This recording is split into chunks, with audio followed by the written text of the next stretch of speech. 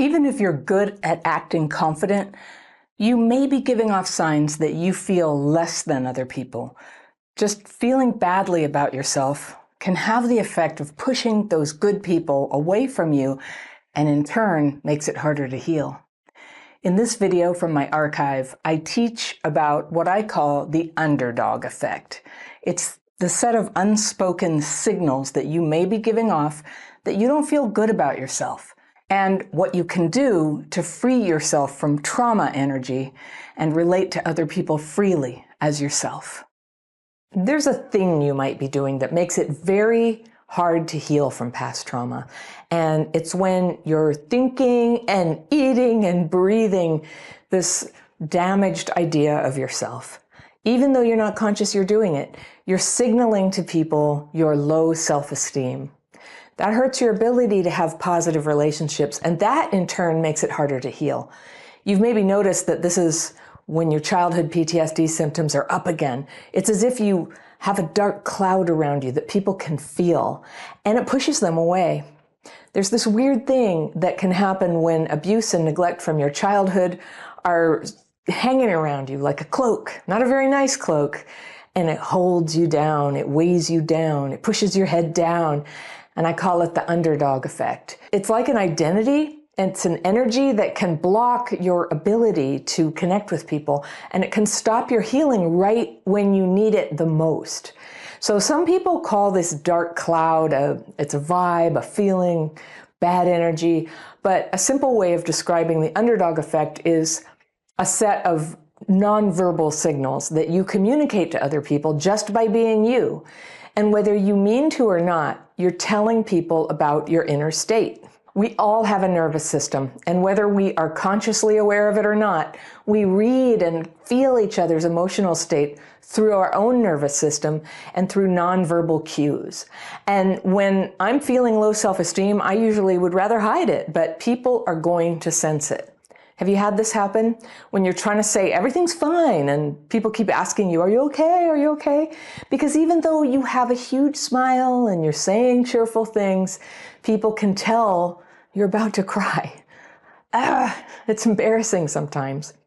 And in a way, it's good that people are connected like that. They can tell when you feel shame or when you feel like you don't belong or like everyone's against you. When you feel this bad, but you want to hide it, it's a huge conflict inside. We all know what that's like. They don't have to read our minds because we're showing that with our words, our facial expressions, the way we dress, our posture, right? The way we respond to things or don't respond. People can sense it. And by the way, you can sense this in animals too. Like, have you ever met a dog who was abused in the past, and when you go, hey doggy, come over here, how's it going? And the dog thinks that they're in trouble and their head goes down and they tremble. Well, we do the human equivalent of that. We think, oh, I think I must have done something inappropriate and I'm ashamed. And we're like broadcasting that to everybody. When I used to do that, I'd be ashamed for being ashamed even. And I'd try to cover it by acting tough or cocky or funny or just, I don't know, focusing on myself too much, blabbing, driving people away. So childhood PTSD is so hard because when you're lonely, it makes you lonelier. And when you're having a hard time, it makes everything harder. It's a downward spiral sometimes. Have you felt it? Hello, I'm the underdog. So what do you do to stop playing that role of the shame person? I'm going to show you how to make it stop so that you can get back on your feet and connect with people again and start taking positive actions again toward your healing. So first, let's look at what's generating that dark cloud. It begins with harsh events in your life that maybe started in childhood, things like neglect or abuse that came from the people you trusted. Now, most of us had some good experiences too, but if the bad stuff is big enough, it can get stuck in your self-concept, who you understand yourself to be. And this can carry on for years or decades past the original hurt. You get so used to it, you don't even know you're doing it. And it doesn't stop there.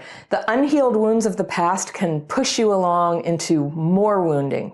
Past trauma creates present-day trauma. That's how it works. And soon, even though you're trying hard and you'd never want to make things worse for yourself, you're bringing more problems into your life. problem people, problem situations. The problems go from existing in our outer circumstances to getting internalized and becoming part of the personality, part of our experience. Now, for some people, this is permanent, which is terrible. But I'm here to tell you that the wounds of past trauma really can be healed.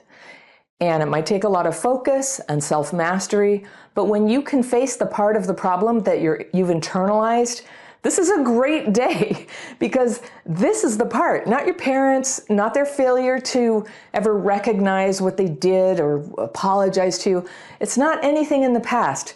It's you right now. That's the part where there is the potential for change. Now, if you think you can't change until someone else changes, there are plenty of YouTube channels out there that will nurture that idea for you. Here, we're all about that change within. Even when you haven't started yet, or the change that you managed to make today is so small that you're embarrassed to tell anyone. But this is how you lose that low self-esteem. You take back your power from whatever happened to you, and you start to change the things that are right in front of you. It's astonishing how much you can heal your self-esteem by changing the problems in your life right now. This usually happens not in big grand transformations, but in a lot of little small steps taken over time. So how do you get there? How do you get free? If you could look back in time and see perfectly clearly, you'd see three things going on where you took on that role of underdog. And it's a combination of bad habits, faulty decisions, and distorted perceptions, all right? So habits, decisions, and perceptions. You never chose to be this way.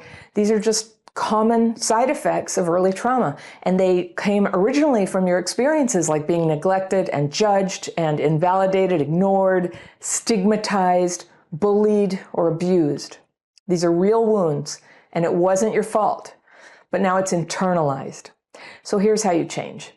Not by going back in time, not by trying to get an apology from the people who hurt you. That could happen, but even if they apologized, even if the world totally changed so that these hurts never again happen to another kid, I mean, that would be great, but you would still have the habits, and you would still have the faulty decisions and the difficulties with clear perception that you have right now. So that's what I mean when I say this is an inside job. Other people don't actually hold the key to healing your self-esteem. They can influence you, but you hold the key. You hold the key. Now, other people did harmful things, but now you're the one healing your self-esteem. It seems like the people who hurt you should do it. I know, I agree. But that's a dead end, and you can't afford to wait for that. You get to move forward powerfully with your healing and take your focus inward. Was there a point where you didn't know how to set a boundary, or maybe you hurt someone, or was there a time when you let yourself down? That's why we take the focus inward. It's a noble and holy thing to do, this self-searching, to see if there's a part that we're ready to change. And I know in the kind of families we all came from, we didn't always get taught how to change our habits and improve our decisions and our perceptions. But we figured it out, and I'm going to teach you now. So just to keep things simple, let's take the example of being late for work all the time. That's a bad habit, and if it's happening consistently, it's no accident. It's a decision that's causing that. And assuming you want to have this job, it's a faulty decision or a whole series of faulty decisions to not get up on time, to leave all the work of getting ready until the last minute, or just to let yourself get distracted, whatever the reason is. Now, probably the reason is dysregulation. I know that, which is normal for those of us with CPTSD. But if I tend to get dysregulated when I'm hurrying, then anything I do that predictably risks that I will be late is a faulty decision. Why would I do that? Why would I sabotage myself like that? I want to be on time. I want to stay regulated. I want to keep my job. So we know from recent research that people who had trauma in childhood are often challenged to predict the risk involved in bad decisions. Neurologically, stress can bring on a temporary dimming of the ability to gauge the consequences. You miscalculate the time it takes to get to work. You can literally see this on an MRI. That's why I'm gesturing up here. You can see it on an MRI when a person with childhood trauma is stressed. the left front cortex has less activity, and that's where reasoning happens, and the right front cortex, which is where emotions happen, gets more active. So we wake up, we feel hurried, that's stressful, and then oops, our perception distorts and we make a faulty decision about when to leave the house, and then we're late, which brings on more stress, and you guessed it, the negative cycle starts again. Distorted perception, faulty decision, bad habit. So if you have that, your distorted perception can make it hard to see what is something that's just happening to you versus a problem that you're actually bringing on yourself. So instead of adjusting how you do things, you might rage at traffic or resent your boss or feel really judged by the other people who give you a dirty look when you walk in late. So however it plays out, the end result is that you feel bad about yourself. That's how it happens. That feeling of low self-esteem with maybe some distrust of other people and some confusion mixed in, that's the underdog effect. That's what makes us doubt ourselves. That's how we generate that cloud around us that feels negative to other people. So how do we change it? It's hard to control your brain functions, but it's relatively easy to work on the actions you take, the behaviors that make you feel bad about yourself. Everybody with CPTSD does better when they learn to notice when they're dysregulated and take steps to re-regulate. When negative emotions have hold of you, rather than trying to fix the emotions, if you focus on just getting re-regulated, the emotions will often come back down by themselves. So you want to keep both sides of your brain, the reasoning and the feeling, even running in harmony, so that you can know what you're feeling and care about other people and still make rational decisions. And like everyone else, we need to keep working on our habits a little bit better every day. That's how it goes. This may sound like a lot of work, but it's happy work with immediate payoffs. And it's a heck of a lot easier than staying stuck in trauma symptoms or trying to change other people, right?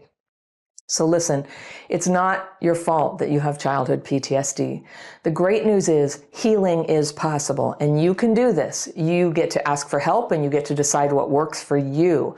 And that's how you come to feel good about yourself and grow your self-esteem to a level that it's unmistakable to the outside world. If you want some tips on how to start feeling happier with things that you can do right now, today, I have a free download for you that you can click on right there, and I will see you very soon.